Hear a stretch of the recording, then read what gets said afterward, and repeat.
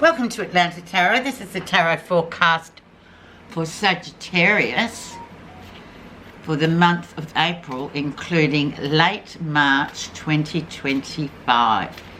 So, Sag, you are in your 5th house. The element is your cousin sign of fire. So lots of fiery energy coming through, lots of times where you can just be on your mark in terms of the energy and the fire, getting things done, forward moving action, and your energy around is the 10 of Cups. So emotionally quite good, feeling quite good in yourself. So when we feel good in ourselves, everything else is good. We don't need other people to kind of make us feel that feeling. They can enhance it, but they can't make us feel good about ourselves emotionally. So nice card. So 5th house is all about fun, creativity, affairs, love, new beginnings, maybe new additions to the family coming through, fertility. Let's go. So, where you are right now, Sag, new beginnings out of difficult times. So, the breakthrough card.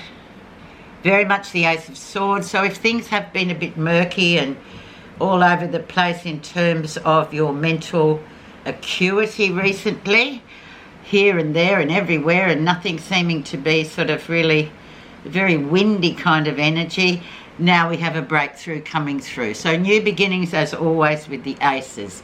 So that is great. So you can use that card to go, okay, let's see what's influenced that to come in, and indeed the rest of the reading. The King of Cups, emotionally. So we've come out of Pisces obviously in February, March. So now emotions should be, as it says with the 10 of Cups, very sort of sorted, very much back in the place where you feel good about yourself again, having dredged through some highly emotional issues, which Pisces can often bring up, whether we don't like it, but we have to look at them. So the King of Cups, it could also be a person in your life, your partner, your brother, any kind of male energy, or just your own energy of sorting out those blockages for you emotionally. And as the 10 of Cups, the energy around suggests, you probably have come on top of that and got a new mental acuity about how all that works out for you, Sage. So it's pretty good. Let's see the background of February, March. And the 5 of Pentacles. So feeling a bit left out in the cold there, feeling a bit sort of in a group of people but not really feeling it. Maybe you weren't feeling very well in this time. Maybe you were just feeling a bit off and just needed time to heal over something in your, in your work life, or maybe a holiday or something like that, where you've just really struggled a bit being around other people. Big change too with the 5, so moving through that change and restoring a balance, hopefully, because I feel like February, March was quite rough for a lot of people that I know, and a lot of people making comments about how hideous it was.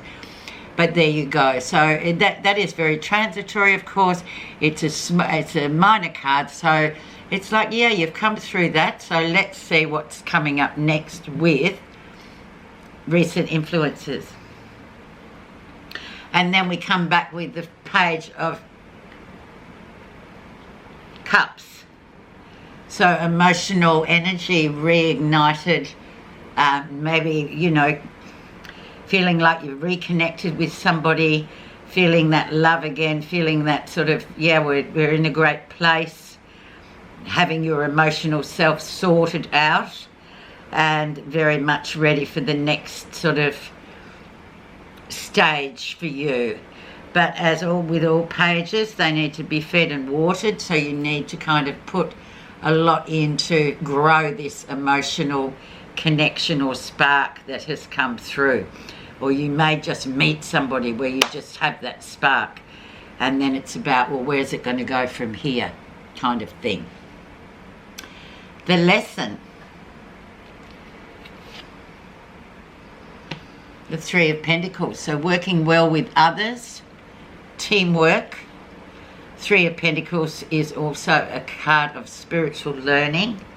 So really kind of reflecting on, you know, how you work well with others, how you are with other people, how you sort of function in a relationship. One is the teacher, one is the student. Which one are you? So it's a really strong sort of card to have for this next 4 weeks. And it's all about working with a group in a way. It's how you perform in a group, how you work well with others. So that could be, or obviously not really could, that will be the lesson to learn this month. And if it's lopsided, well, it's up to you to sort of correct that.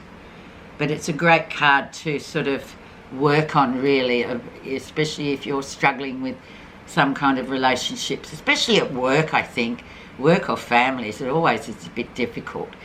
But one has to sort of stand back and get some perspective on how that comes across and how you know, work through that as yourself, Sagittarius, because you can be quite blunt and whatever, so you sometimes need to listen to what other people have to say to you. Near future, and we have new beginnings with the Fool. So the Fool, amazing new book about to be started, fantastic card, new doors opening for you, all sorts of whatever you've been kind of wanting to get off the ground. Definitely when you have the Fool, that is the card to have, to say, okay, start that ball rolling, let's see where it goes, let's see what's going to come. Making yourself available for new doors to be open, basically. We'll have a look down at what's happening that you're not realising in order to see what that could look like, actually. Page of Swords. So yeah, everything probably has been up in the air. It has been up in the air. The last 3 months of this year has been very tumultuous, globally as well as, you know, in our own little bubbles. So it's been up to us to go, okay, come on, just push on through all the up in the airness and get something definitive. And you've got this new beginning here. So this, without further ado, this has been that energy that's kind of been up in the air, and you haven't been able to start something because there's just something that hasn't allowed you to sort of bring it down to earth and get it happening, as we see with the Fool. So wonderful. Let's see how others see you, Sag. Eight of Swords, so giving your personal power away in a way too with this, you know, and sort of saying, oh yeah, I'm going to do that, and then don't do it. Being in the prison of your own making to go, oh, I can't do that yet. I don't know what to do. I don't know how to start. But you've got the Fool sitting there going, yeah, well, you just get it started. It's just like one step. Off you go. Just get it happening. And you've only got yourself to sort of blame for that in a way. Not that it's a blame game thing, but it's like, just make it happen. And with the Fool sitting there, it's up to you to make that happen, rather than always going, oh no, not yet, not yet. Now's the time to make it happen. Saying no rather than yes. Positive feelings. Knight of Cups. Yeah, and being very aware too. And I think this is a great card for you to get to, Sage. Being very aware that things could look a lot better ideally than what they are. So hence these two cards here of maybe just not the right time. Maybe offers coming through that you kind of thought, yeah, it sounds okay, but I'm not ready. So this is a good card in order to say to you, yeah, well, it was good to hedge your bets. Like, maybe from April on, you can kind of go, okay, I've opened the new door, I've started the ball rolling, but yes, I'm very much aware that things could be very idealistic in terms of my mind thinking about things, but I've got to make them happen physically, and it's got to be the right time as well. Because the Knight of Cups can be just, you know, oh, here's your flowers, here's your chocolates, how wonderful, but it could be a very short-lived proposal. So it's about being very sort of circumspect about what's coming your way. If that's some sort of, you know, person that you come across that paints everything beautifully and wonderfully and it looks fabulous, just be aware it might be short-lived. So, you know, back to the drawing board really, but also being aware of that. So go, have a good time in the 5th house, but by no means put everything with this Knight of Cups, because before you know it, the infatuation could wear off and you're left with nothing. So that sort of, we come back to that again, and we just have to be very much circumspect about what it is we're going to go and how we're going to get there, and that it will take time to happen. The outcome.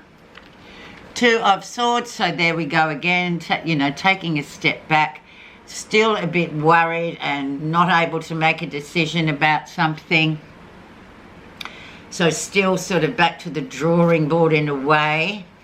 So I'm going to put a clarifier on the 2 of Swords. There's some trains of thought that say the 2 of Swords asks you to stand back before making a decision. Maybe that's the case here, but definitely you've got one massive big major card here which sort of says a new door is about to open, but it may open only one slither at a time. So let's see what the clarifier says. The Raven. Magic, coincidence, synchronistic events. So 10. Yeah, so just waiting really. When the Raven appears, it's a sign of magic, where coincidence and divine synchronicity bring surprising elements together. The Raven reminds you that you're on the path to wholeness. The magic of Avalon appears and all becomes possible. Ask the Raven to help you be aware of synchronicity in your life and to see how the goddesses work anonymously on your path. If you feel hopeless or lost, you may need reminding that this kind of magic occurs in your daily life. Even if you can't see it, trust it to bring joy, understanding and fulfillment to your life, no matter what the present circumstances appear to be. Remember, the Raven says, believe in magic and you cannot help but see it. Magic lives within the belief itself. Expect the unexpected and prepare to be amazed. Wonderful. Thanks so much for listening, Sag. Have a great month.